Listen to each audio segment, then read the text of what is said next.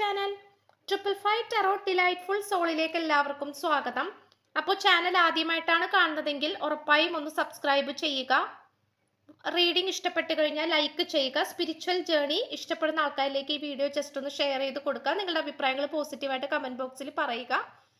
Hype എന്ന് പറയുന്ന option click ചെയ്തിട്ട് നമ്മുടെ ചാനൽ ഒന്ന് സപ്പോർട്ട് ചെയ്യുക. പേഴ്സണൽ റീഡിംഗ് താല്പര്യമുള്ളവർക്ക് എൻ്റെ വാട്സപ്പ് നമ്പർ ഞാൻ ഡിസ്ക്രിപ്ഷൻ ബോക്സിൽ കൊടുത്തിട്ടുണ്ട്. വാട്സപ്പിൽ മെസ്സേജ് ചെയ്ത് കഴിഞ്ഞാൽ പേഴ്സണൽ റീഡിങ്ങിന്റെ ഡീറ്റെയിൽസും കാര്യങ്ങളൊക്കെ അവിടെ പറയുന്നതായിരിക്കും. അപ്പൊ നമുക്ക് ഇന്നത്തെ ടോപ്പിക്കിലേക്ക് നമുക്ക് പോകാം. ഈ വ്യക്തി നിങ്ങൾക്ക് മുന്നിൽ മനസ്സ് തുറക്കുമോ? അതായത് ഈ വ്യക്തി നിങ്ങൾക്ക് മുന്നിൽ തുറന്ന് സംസാരിക്കാൻ താല്പര്യപ്പെടുന്നുണ്ടോ?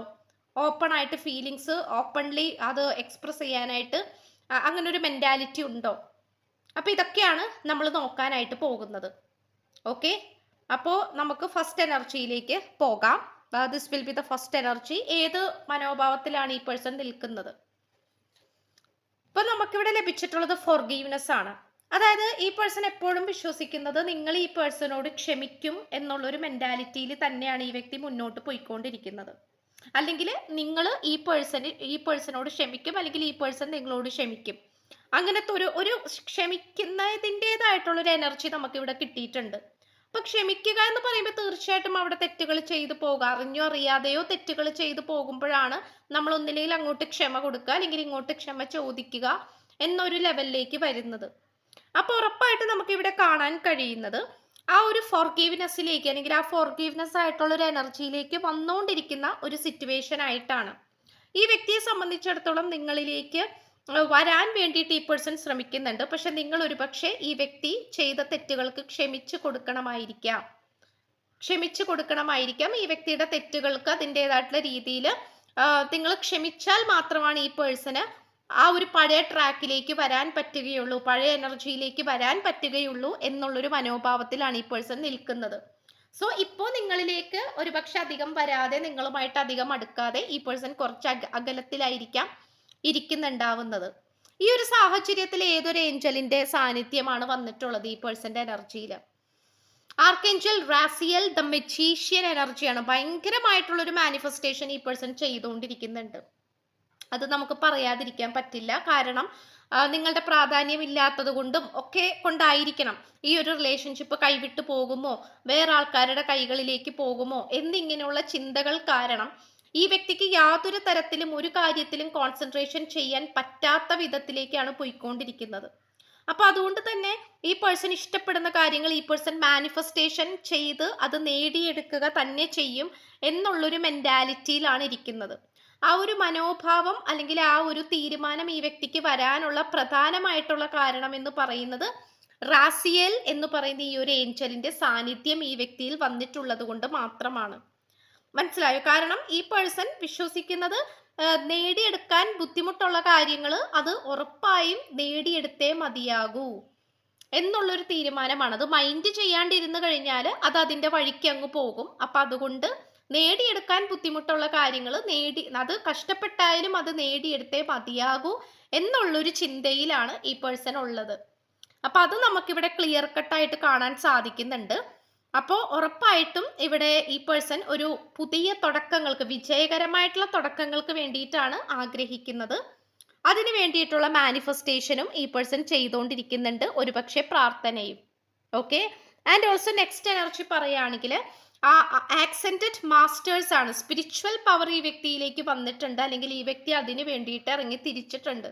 അത് ശ്രീബുദ്ധ ഭഗവാന്റെ, ശ്രീബുദ്ധന്റെ ആ ഒരു എനർജി ആയിരിക്കാം, അല്ലെങ്കിൽ മാസ്റ്റർ ജീസസിന്റെ ആയിരിക്കാം, അല്ലെങ്കിൽ ഓരോ മാനിഫെസ്റ്റേഷൻ ടെക്നിക്കുകൾ ഉണ്ടാവുമല്ലോ അതായിരിക്കാം, അല്ലെങ്കിൽ ഏതെങ്കിലും ഗോഡസിനെ ആയിരിക്കാം ഈ പേഴ്സൺ പ്രാർത്ഥിക്കുന്നത്. ലക്ഷ്മി ദേവി, ഭദ്രകാളി ദേവി, പാർവതിമ, അങ്ങനത്തെ ഒരു ഗോഡസ് ആയിട്ടുള്ള മേരി മാതാവ്, അങ്ങനെയുള്ള ഗോഡസ് ആയിട്ടുള്ള എനർജി ആയിരിക്കാം ഈ പേഴ്സൺ ഒരുപക്ഷെ ആരാധിക്കുന്നുണ്ടാവുക. ഏതൊരു എനർജി വേണമെങ്കിലും ആകാം. നമുക്ക് ഒരുപാട് മാസ്റ്റേഴ്സിന്റെ ഒരു വഴികാട്ടികളായിട്ടുള്ള ദൈവങ്ങളുടെ എനർജി നമുക്കിവിടെ കിട്ടിയിട്ടുണ്ട്. അപ്പോൾ ഈ person spiritual energy, spiritual journey അത്രത്തോളം കോൺസെൻട്രേഷൻ ചെയ്യുന്നുണ്ട്. കാരണം അതിനോട് താല്പര്യം ഉള്ളത് കൊണ്ട് തന്നെയാണ്. അതിലേക്ക് വഴി മാറിയാൽ മാത്രമേ ജീവിതത്തിൽ ഇനി പുതിയ മാറ്റങ്ങൾ കൊണ്ടുവരാൻ സാധിക്കുകയുള്ളൂ എന്നുള്ള ഒരു ചിന്താഗതിയും കൂടി വന്നതുകൊണ്ട് മാത്രമാണ് ഈ പേഴ്സൺ ഈ ഒരു എനർജിയിലേക്ക് വന്നിട്ടുള്ളത്. അപ്പൊ ഉറപ്പായിട്ടും ആ ഒരു സ്പിരിച്വൽ ഗീവ് ആൻഡ് ടേക്ക് പോളിസിയിലേക്ക് ഈ പേഴ്സൺ ഇപ്പൊ വന്നുകൊണ്ടിരിക്കുകയാണ്. അല്ലെങ്കിൽ താൻ ചെയ്യുന്ന കർമ്മങ്ങൾ, അല്ലെങ്കിൽ തനിക്ക് എന്തുകൊണ്ട് ഇങ്ങനെയൊക്കെ സംഭവിച്ചു, ഇങ്ങനെയുള്ള കൃത്യമായിട്ടുള്ള ആ ഒരു ചിന്താഗതികൾ ഈ വ്യക്തിയിലേക്ക് വരുന്നുണ്ട്. അപ്പൊ അതൊരിക്കലും നമുക്ക് മാറ്റിയെടുക്കാനായിട്ട് പറ്റില്ല. ആ ഒരു തിരിച്ചറിവ് ഉറപ്പായിട്ടും ഈ വ്യക്തിക്ക് വന്നേ പറ്റൂ. അതുകൊണ്ട് തന്നെയാണ് ഈ പേഴ്സൺ ഇത്തരം ഒരു വഴികളിലൂടെ പോയിക്കൊണ്ടിരിക്കുന്നത്. ഒരു പക്ഷേ ഭയങ്കരമായിട്ടുള്ള ദേഷ്യപ്പെടുന്ന സ്വഭാവക്കാരനായിരിക്കാം, എടുത്തുചാട്ടം, അതുപോലെ സ്വന്തം തെറ്റുകൾ അംഗീകരിക്കാത്ത ഒരു വ്യക്തി, അങ്ങനെയൊക്കെ ആയിരിക്കാം. അപ്പൊ അങ്ങനത്തെ ഉള്ള ആൾക്കാർക്കൊക്കെ ഉറപ്പായിട്ട് സ്പിരിച്വൽ ജേണി ഒരുപാട് മാറ്റങ്ങൾ കൊണ്ടുത്തരും എന്നാണ് പറയുന്നത്. ഓക്കെ, അപ്പൊ അങ്ങനത്തെ ഒരു സിറ്റുവേഷൻ നമുക്കിവിടെ കാണാനായിട്ട് സാധിക്കുന്നുണ്ട്. ഇനി നെക്സ്റ്റ് എനർജി നോക്കുകയാണെങ്കിൽ നോട്ട് ഫോർ യു എന്നുള്ളൊരു എനർജി കിട്ടിയിട്ടുണ്ട്. കാരണം ഈ പേഴ്സൺ ഒരുപാട് യുദ്ധത്തിന് ഒരുങ്ങിയിട്ടുണ്ട് എന്നുള്ളത് സത്യമായിട്ടുള്ളൊരു കാര്യമാണ്. ഇപ്പോൾ ഈ പേഴ്സണെ സംബന്ധിച്ചിടത്തോളം നിങ്ങൾ ഒരുപാട് ഫൈറ്റിംഗ് എനർജിയിലേക്ക് പോയിട്ടുണ്ട്. അതായത് നിങ്ങൾ ശാന്തമായിട്ട് നിൽക്കും, പക്ഷെ ഈ പേഴ്സൺ അനാവശ്യമായിട്ട് മെക്കിട്ട് കയറാൻ വരുമ്പോൾ നിങ്ങളും സ്വാഭാവികമായിട്ടും ഫൈറ്റ് ചെയ്യാൻ നിൽക്കും അല്ലേ? അത് നമുക്ക് കുറ്റം പറയാനില്ല. നമ്മളുടെ മെക്കിട്ട് ആരെങ്കിലും കയറാൻ വന്നാൽ കുറേയൊക്കെ സഹിച്ചു നിൽക്കും, അത് കഴിഞ്ഞ് നമ്മൾ തിരിച്ച് പ്രതികരിച്ച് തുടങ്ങും അല്ലേ? അപ്പൊ അങ്ങനത്തെ ഒരു സിറ്റുവേഷൻ നിങ്ങൾക്കിടയിൽ ഉണ്ടായിട്ടുണ്ട്. പക്ഷെ എന്താന്ന് വെച്ചാൽ അതൊക്കെ അനാവശ്യമായിട്ടുള്ള കാര്യങ്ങളായിരുന്നു, ആവശ്യമായിട്ടുള്ള ഒരു കാര്യമായിരുന്നില്ല. ഈ ഒരു റിലേഷൻഷിപ്പിലാണെങ്കിൽ പോലും ഒരുപാട് എനർജി കളയുന്നതായിട്ടുള്ള, അനാവശ്യമായിട്ട് കളയുന്നതായിട്ടുള്ള സിറ്റുവേഷൻസ് ആണ് ഉണ്ടായിട്ടുള്ളത്. അല്ലാതെ ആവശ്യമായിട്ടുള്ള ആവശ്യാനുസരണം ഉള്ള രീതിയിൽ പോകാനുള്ള ഒരു സിറ്റുവേഷൻ ഉണ്ടായിരുന്നില്ല എന്നുള്ളത് കാണിക്കുന്നുണ്ട്. അപ്പൊ ഇത് ഉറപ്പായിട്ടും ഈ പേഴ്സൺ മനസ്സിലാക്കുന്നുണ്ട്. ഇത് ഈ ഒരു റിലേഷൻഷിപ്പിൽ നടന്നിട്ടുള്ള പല കാര്യങ്ങളും അത് അനാവശ്യമായിട്ടുള്ള കാര്യങ്ങളായിരുന്നു എന്നുള്ളത് മനസ്സിലാക്കുന്നുണ്ട്. അനാവശ്യമായിട്ടുള്ള കാര്യങ്ങൾക്കാണ് എനർജി നഷ്ടപ്പെടുത്തിയത് എന്നും ഈ വ്യക്തി മനസ്സിലാക്കുന്നു. ഓക്കെ, അപ്പൊ ആ ഒരു എനർജിയാണ് വരുന്നത്. ആൻഡ് ഓൾസോ ഈ പേഴ്സൺ ആഗ്രഹിക്കുന്ന, അല്ലെങ്കിൽ ഈ പേഴ്സൺ ഇപ്പൊ തിരിച്ചറിയുന്ന ഒരു എനർജി എന്ന് പറയുന്നത് ഒരുപക്ഷെ സ്പിരിച്വൽ ജേണിയിലൊക്കെ വന്നതോട് കൂടിയായിരിക്കാം ആ ഒരു നിങ്ങളുടെ പ്രാധാന്യം ഈ പേഴ്സൺ മനസ്സിലാക്കുന്നുണ്ട്. കാരണം അതൊരു ട്രൂ ലവ് ആയിരുന്നുവെന്നും ആ ഒരു ട്രൂ ആയിട്ടുള്ള ഒരു എനർജിക്ക് തന്നെയാണ് എന്നും നിലനിൽപ്പുണ്ടാവുക എന്നുമുള്ളൊരു തിരിച്ചറിവിലേക്കാണ് ഈ പേഴ്സൺ വന്നുകൊണ്ടിരിക്കുന്നത്. അപ്പൊ അത് നമുക്കിവിടെ ഉറപ്പായിട്ടും പറയാനായിട്ട് സാധിക്കുന്നുണ്ട്. അപ്പം ഇവിടെ ആ ഒരു ആഴത്തിലേറിയിട്ടുള്ള, അല്ലെങ്കിൽ അത്രയും ഒരു വികാരപരമായിട്ടുള്ള ഇമോഷണൽ ബോണ്ടിങ്ങിലേക്ക് ഈ പേഴ്സൺ പലപ്പോഴും വന്നിട്ടില്ല. ഒരുപക്ഷെ ഈ റീഡിങ് കണ്ടുകൊണ്ടിരിക്കുന്ന നിങ്ങൾ പല രീതിയിലും ഈ പേഴ്സണെ നിങ്ങളിലേക്ക് അട്രാക്ട് ചെയ്യിപ്പിക്കാനും സ്നേഹിക്കാനും ഒക്കെ നിങ്ങൾ ശ്രമിച്ചിട്ടുണ്ടാകാം. പക്ഷെ അത് ഒരിക്കലും അതങ്ങോട്ട് ശരിയാകുന്നില്ല എന്നുള്ളതാണ്. ഈ പേഴ്സൺ നിങ്ങളുടെ ട്രാക്കിലേക്ക് വന്നിരുന്നില്ല എന്നുള്ളതാണ്. അപ്പൊ തീർച്ചയായിട്ടും ഇപ്പോൾ ഈ വ്യക്തി ആ ഒരു രീതിയിലേക്ക് വന്നുകൊണ്ടിരിക്കുന്നതായിട്ടും അറ്റ് ദ സെയിം ടൈം നമുക്കിപ്പോൾ പറയുകയാണെങ്കിൽ ഒരു പോസിറ്റീവ് ആയിട്ടുള്ള ഒരു എനർജിയിലേക്ക് വന്നുകൊണ്ടിരിക്കുന്ന ഒരു സിറ്റുവേഷനുമായിട്ടാണ് കാണിക്കുന്നത്. ഓക്കെ, അപ്പൊ അത് നമുക്ക് ഉറപ്പായിട്ടും പറയാൻ സാധിക്കുന്നുണ്ട്. മിസ്ഡ് ഓപ്പർച്യൂണിറ്റി ആണ്. അതായത് I didn't act when I should have എന്നാണ് ഈ പേഴ്സൺ പ്രകടിപ്പിക്കേണ്ട, അല്ലെങ്കിൽ ഈ പേഴ്സൺ അത് സ്വഭാവം എടുക്കേണ്ട, അതായത് നല്ല നല്ല നല്ല തീരുമാനങ്ങൾ എടുക്കേണ്ട, നല്ല നല്ല പ്രവർത്തികൾ എടുക്കേണ്ട സമയത്ത് ഈ വ്യക്തി നിശബ്ദമായിട്ട് നിന്നു. അപ്പൊ അത് തീർത്തും നിങ്ങളെ തകർക്കുന്നതിന് തുല്യമാണ്. ചിലപ്പോൾ ഏതെങ്കിലും ഒരു പ്രതിസന്ധിയിൽ നിങ്ങൾ വിചാരിച്ചിട്ടുണ്ടാകാം ഈ പേഴ്സൺ നിങ്ങളുടെ കൂടെ ഉണ്ടാകുമെന്ന്. പക്ഷെ അങ്ങനെ ഉണ്ടാകുന്നതിന് പകരം ഈ വ്യക്തി മാറി നിൽക്കുകയാണ് ചെയ്തിട്ടുണ്ടായിരുന്നത്. ഈ വ്യക്തിയുടെ സ്വന്തം സേഫ്റ്റി നോക്കിക്കൊണ്ട് മാറി നിൽക്കുകയാണ് ചെയ്തിട്ടുണ്ടായിരുന്നത്. ഓക്കെ, അപ്പോ നിങ്ങൾ ആർക്ക് വേണ്ടിയിട്ടാണോ ഇവിടെ യുദ്ധം ചെയ്തത് അല്ലെങ്കിൽ കഷ്ടപ്പെട്ടത്, ആ ഒരു വ്യക്തി നിങ്ങളുടെ കൂടെ നിൽക്കാതെ മാറി നിന്നു. ഈ ഒരു സിറ്റുവേഷൻ ആണ് കാണിക്കുന്നത്. അപ്പൊ ഇത് തീർത്തും ഒരു നെഗറ്റീവ് ആയിട്ടുള്ള ഒരു കാര്യമാണ്, അല്ലെങ്കിൽ അത് ഏറ്റവും കൂടുതൽ വേദനിപ്പിക്കുന്ന ഒരു ടൈപ്പ് ഓഫ് കാര്യമായിട്ടാണ് കാണിക്കുന്നത്. അപ്പോൾ ഈ ഒരു കാര്യം ഈ പേഴ്സൺ തിരിച്ചറിയുന്നുണ്ട്. ഈ പേഴ്സൺ ചെയ്യേണ്ടതും പ്രവർത്തിക്കേണ്ടതുമായിട്ടുള്ള എന്തൊക്കെയോ സിറ്റുവേഷനിൽ അത് മര്യാദക്ക് ചെയ്യാൻ പറ്റിയില്ല, ആള് മാറിപ്പോയി, മാറി നിന്നു. ഈ ഒരു സിറ്റുവേഷൻ ആണ് കാണിക്കുന്നത്. Okay, and also the finalised energy what will be.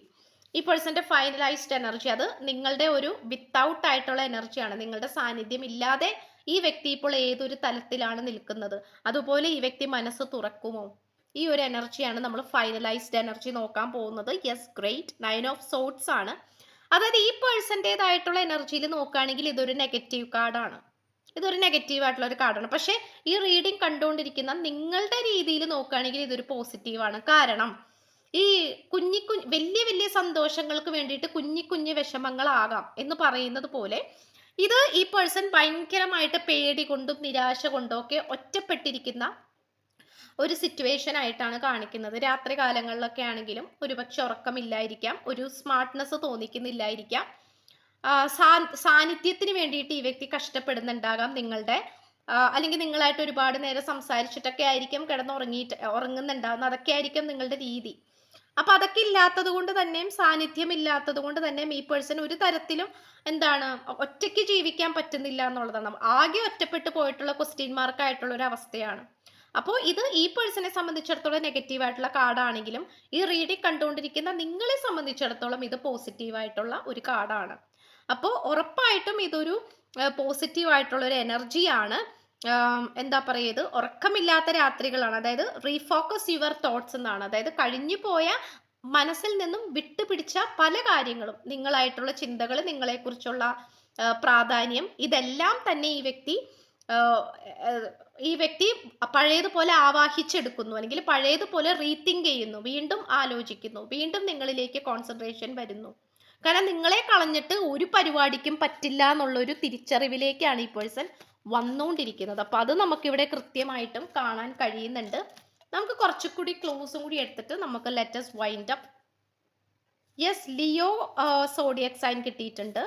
Goa സ്ഥലമാണ്. പിന്നെ ചർച്ച്, വർക്ക് അഡിക്ഷൻ, ഒരുപാട് വർക്ക് ചെയ്യുന്ന വ്യക്തിയായിരിക്കാം. പൂരിരുട്ടാതി, UAE സ്ഥലം, ഫുഡ്, കാലുകൾ സ്പെഷ്യലായിട്ട് കാണിക്കുന്നു. 1 ഇയർ കാണിക്കുന്നുണ്ട്. ഒരു വർഷത്തെ പ്രണയമായിരിക്കാം, അല്ലെങ്കിൽ നിങ്ങൾ രണ്ടുപേരും തമ്മിൽ ഒരു വർഷമായിട്ടുണ്ടാകാം പ്രണയിക്കാൻ തുടങ്ങിയിട്ട്, അല്ലെങ്കിൽ ഒരു വർഷം എന്താ പറയുക, ബ്രേക്കപ്പ് ആയിട്ട് ഒരു വർഷമായിട്ടുണ്ടാകാം, നോ കോണ്ടാക്ട്. ഓക്കെ, 28-ാം തീയതി കിട്ടിയിട്ടുണ്ട്. ബർത്ത് ഡേറ്റ് ആയിരിക്കാം. വെഡ്ഡിങ് ഒക്കേഷൻ വിശാഖം നാള്. ഇത്രയാണ് നമുക്ക് ലഭിച്ചിട്ടുള്ളത്. അപ്പോൾ ചാനൽ ആദ്യമായിട്ടാണ് കാണുന്നതെങ്കിൽ ഉറപ്പായിട്ടും ഒന്ന് സബ്സ്ക്രൈബ് ചെയ്യുക. റീഡിംഗ് ഇഷ്ടപ്പെട്ട് കഴിഞ്ഞാൽ ലൈക്ക് ചെയ്യുക. സ്പിരിച്വൽ ജേർണി ഇഷ്ടപ്പെടുന്ന ആൾക്കാരിലേക്ക് ജസ്റ്റ് ഒന്ന് ഷെയർ ചെയ്ത് കൊടുക്കുക. നിങ്ങളുടെ അഭിപ്രായങ്ങൾ പോസിറ്റീവായിട്ട് കമന്റ് ബോക്സിൽ പറയുക. ഹൈപ്പ് എന്ന് പറയുന്ന ഓപ്ഷൻ ക്ലിക്ക് ചെയ്തിട്ട് നമ്മുടെ ചാനൽ ഒന്ന് സപ്പോർട്ട് ചെയ്യുക. പിന്നെ പേഴ്സണൽ റീഡിംഗ് താല്പര്യമുള്ളവർക്ക് എൻ്റെ വാട്സപ്പ് നമ്പർ ഞാൻ ഡിസ്ക്രിപ്ഷൻ ബോക്സിൽ കൊടുത്തിട്ടുണ്ട്. വാട്സപ്പിൽ മെസ്സേജ് ചെയ്താൽ പേഴ്സണൽ റീഡിംഗിൻ്റെ ഡീറ്റെയിൽസും കാര്യങ്ങളൊക്കെ അവിടെ പറയുന്നതായിരിക്കും. സോ പുതിയൊരു വീഡിയോ ആയിട്ട് വരുമ്പോഴത്തേക്കും എല്ലാവരും ഹാപ്പി ആയിട്ടും ഹെൽത്തി ആയിട്ടും ഇരിക്കുക. So by.